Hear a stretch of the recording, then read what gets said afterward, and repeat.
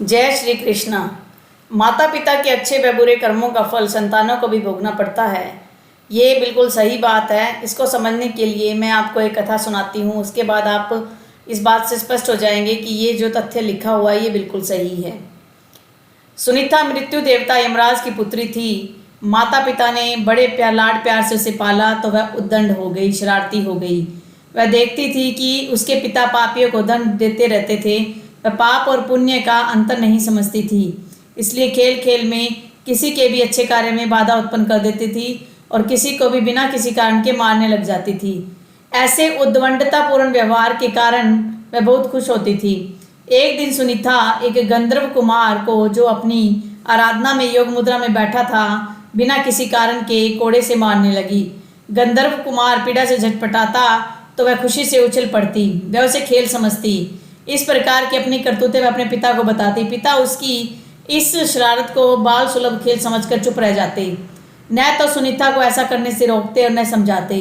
बहुत दिनों तक ऐसा चलता रहा। एक दिन फिर उस गंधर्व कुमार को, जब वह पूजा पाठ कर रहा था, सुनीता ने मारना शुरू किया। जब असहनीय हो गया तो उसने क्रोध से शाप दे दिया, तू धर्मराज की बेटी है, तेरा विवाह एक ऋषि पुत्र से होगा, तेरी एक योग्य संतान भी होगी, पर तेरे इन दुष्ट कर्मों का अंश उसमें व्याप्त रहेगा। सुनीता ने यह बात भी अपने पिता को बताई। अब धर्मराज को लगा कि उन्होंने बड़ी भूल कर दी। संतान की आदत और स्वभाव पर ध्यान न देकर उसे भले बुरे का ज्ञान नहीं दिया। फलस्वरूप उसे शाप मिला। पर अब तो समय हाथ से निकल चुका था। बोले, बेटी, निर्दोष तपस्वी को पीट कर तुमने अच्छा काम नहीं किया। बुरे कर्मों को करने से ये श्राप तुम्हें मिला है। अब भी संभल जाओ, अच्छे काम में मन लगाओ। समय बीतता गया। कन्या बड़ी हुई तो उसके विवाह की चिंता हुई।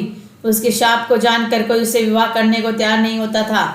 कौन उससे पैदा होने वाले पापी पुत्र का पिता बनता। जब कोई उपाय न रहा तो रंभा अप्सरा ने उसे मोहिनी विद्या सिखा दी। अप्सराएं तो इस कार्य में श्रेष्ठ होती हैं। अब उसे किसी को भी मोहित करने की विद्या सिद्ध हो गई। एक दिन रंभा उसे अपने साथ लेकर वर की खोज में निकली।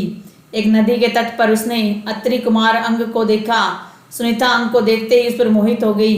रंभा की माया और अपनी मोहिनी विद्या के बल पर उसने अंग को भी मोहित कर लिया।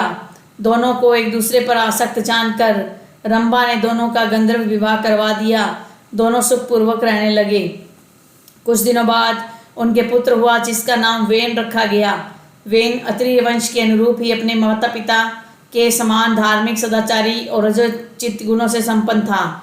आचार विचार और व्यवहार में सब उसकी प्रशंसा करते थे।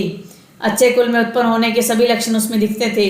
पर माँ के बुरे गुणों के कारण उसको शापित हो चुका था। धीरे धीरे वेन में भी बुरे कर्म की भावना उत्पन्न होने लगी। कुछ नास्तिकों और दुष्टों की संगत में वह नास्तिक हो गया। ईश्वर, वेद, पुराण, शास्त्र आदि उसे झूठ लगने लगे। यज्ञ, संध्या आदि को वह पाखंड समझने लगा। वह वयस्क हो चुका था। अपने माता पिता का कहना अब नहीं मानता था।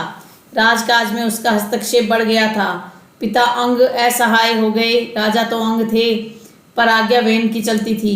सुनीता समझ रही थी कि उसके संस्कारों का परिणाम शापग्रस्त पुत्र में आ गया है। उसके हठ और उद्दंडता पर किसी का वश नहीं था। सब विवश थे। वेन के इन कर्मों से प्रजा दुखी रहने लगी। महाराज अंग को अपयश मिलने लगा। जब सब प्रकार से वेन को समझाकर हार गए तो अपयश से बचने के लिए एक दिन निराश होकर अंग ने चुपके से घर ही त्याग दिया। राजा के बिना अराजकता और बढ़ी।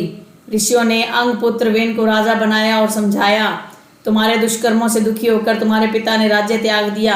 अब अपनी राजकीय उत्तरदायित्व समझो और सत्कार्य प्रजा को सुख दो। पर वेन राजा बनकर तो और प्रमत्त एवं अहंकारी हो गया और बोला, आप लोग मुझे ज्ञान मत दीजिए, मैं स्वयं बड़ा ज्ञानी हूँ। ईश्वर, धर्म, शास्त्र आदि सब मेरे आदेश से स्थापित होंगे। मेरी ही आज्ञा धर्म होगा और मेरा शास्त्र वचन होगा। आप लोग अब मेरी आज्ञा के अनुसार चलेंगी और मुझ में ही ईश्वर, धर्म और शास्त्र की छाया देखेंगी। ऐसे विचारों वाले वेन के कार्यों से देश में तबाही मचने लगी। धार्मिक और सच्चे कार्य बंद हो गए। प्रजा की सुरक्षा नहीं रह गई। दुष्ट लोगों का बोलबाला हो गया। धार्मिक कार्य बंद हो गए। हर चीज़ का अंत होता है। पाप का घड़ा जब भर गया तो ऋषियों मुनियों ने, प्रजाजनों ने विद्रोह कर लिया। वेन को पकड़ लिया और उसे प्रताड़ित कर राजा के पद से हटा दिया। सत्ता छिन जाने पर वह असहाय हो गया। अब वह दूसरों की दया पर निर्भर रहने लगा। ऋषियों ने प्रजा का परामर्श कर उसके पुत्र पृथु को राजा के पद पर प्रतिष्ठित कर दिया। वन जंगल में चला गया। निश्चय ही अच्छे कुल परिवार का व्यक्ति भी गोसंगति के कारण अपनी मर्यादा भूलकर कुमार्गी हो जाता है, अपने कुल धर्म को भूलकर सबके दुख का कारण बनता है और अंत में अपने इसी आचरण के कारण वह स्वयं ही नष्ट हो जाता है। इसलिए कुसंगति और कुसंस्कारों से बचना चाहिए। यहाँ पर जो माता सुनीता थी, उसके कर्मों का फल उसके बच्चे को मिला, उसके बेटे को मिला। तो ये बिल्कुल सही तथ्य है कि माता पिता अगर अच्छे कर्म करेंगे तो उनका फल उनके बेटों को अवश्य मिलेगा। जय श्री कृष्णा।